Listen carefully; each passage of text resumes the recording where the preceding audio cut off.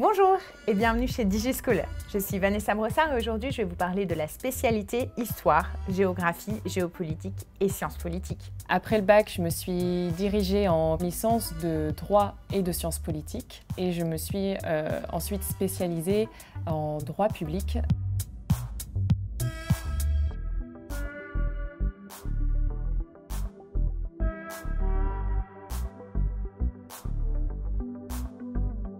C'est le professeur d'histoire-géographie qui fait cette spécialité en plus du tronc commun. Ça peut être d'ailleurs un autre professeur. Les groupes peuvent être assez gros.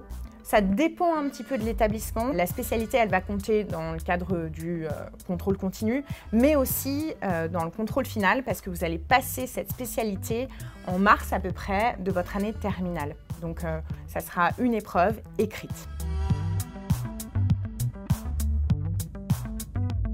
Permettre aussi d'avoir un esprit critique et donc pouvoir réfléchir à partir de l'actualité. Donc on peut bosser par exemple sur des débats. Donc ça va permettre de développer l'argumentation, l'oral.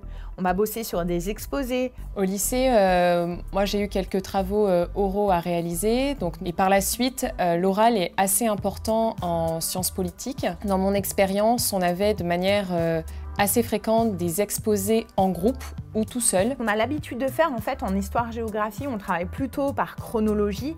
Là, sur la spécialité, on va plutôt s'atteler à des thématiques. Donc, par exemple, en première, on a 5 thématiques, la démocratie. Et à partir d'une introduction où on va travailler la notion, donc démocratie, ensuite on va donner des exemples différents. Par exemple, Athènes. On va partir de la chronologie de l'Antiquité, mais on peut partir ensuite sur un moment complètement différent de l'histoire, sur un pays actuel et la démocratie dans ce pays-là. Plus on arrive, entre guillemets, vers la fin de nos études, plus on ne nous demande pas de recracher par cœur des informations, mais plutôt d'avoir une cohérence de pensée, arriver à structurer une pensée et à réfléchir tout simplement par soi-même. En terminale, on va bosser sur 6 thématiques différentes.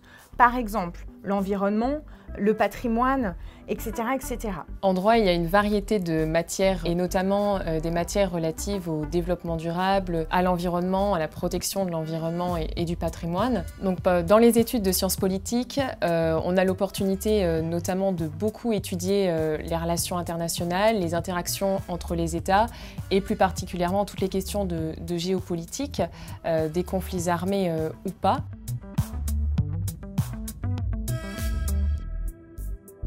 Pour le baccalauréat, donc on le passe en mars. Ça signifie qu'on va travailler 4 thématiques jusqu'à ce baccalauréat. Et ensuite, les 2 dernières, on les fera après l'épreuve. Pour le baccalauréat, on a donc 2 exercices, si vous voulez, qui comptent chacun pour 10 points. Le premier exercice, c'est une dissertation. Donc il faut bien sûr avoir des connaissances et les organiser pour élaborer une réflexion. La dissertation, elle nous poursuit jusqu'à la fin pratiquement de nos études. Moi, je l'ai pratiquée en droit pratiquement jusqu'à la fin de ma licence. Le deuxième exercice, c'est une étude critique d'un ou de 2 documents. Et cette étude critique, elle doit permettre de présenter le document et de répondre à une problématique à partir à la fois du document, donc en puisant les informations, et ensuite en expliquant ces informations à l'aide de nos connaissances. Donc voilà. Concernant l'ensemble documentaire, on a souvent des classes en petits groupes où on nous donne chaque semaine un ensemble documentaire à lire, un ensemble de questions aussi, et puis parfois un travail plus ou moins long de rédaction par rapport à cet ensemble documentaire. Donc la forme finalement reste un petit peu la même. Donc ça reste aussi un exercice où on va réussir à extraire des informations et les assimiler et ensuite les remettre dans un autre contexte.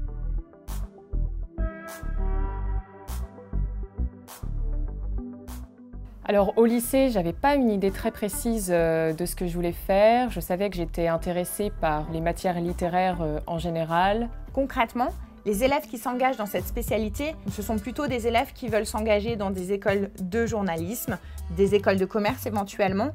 Le concours de Sciences Po, ils pourront aussi aller en faculté, par exemple des facultés d'histoire, de droit, bref, des facultés plutôt de sciences humaines. Donc j'ai pas mal hésité entre une classe préparatoire au départ et puis partir directement en faculté d'histoire géo. Il faut être curieux. ça c'est sûr. Il faut s'intéresser au monde, s'intéresser aux problématiques actuelles. On nous encourage à aller voir l'actualité, à lire les journaux, à aller s'informer sur toutes les sources que l'on peut avoir à sa disposition. Et à la faculté, voilà, c'est ça qui va faire un petit peu la différence, se former par soi-même, être curieux, s'informer, suivre l'actualité. Si on compte le tronc commun, en terminale, il y a quand même 9 heures d'histoire géo associées avec l'aspect et le tronc commun. Il faut quand même aimer aussi rédiger, aimer réfléchir à partir d'une problématique donnée. On demande finalement à l'étudiant comme au lycéen à son niveau d'avoir une réflexion générale, structurée, rigoureuse. Merci d'avoir regardé cette vidéo et à très bientôt chez DigiSchool.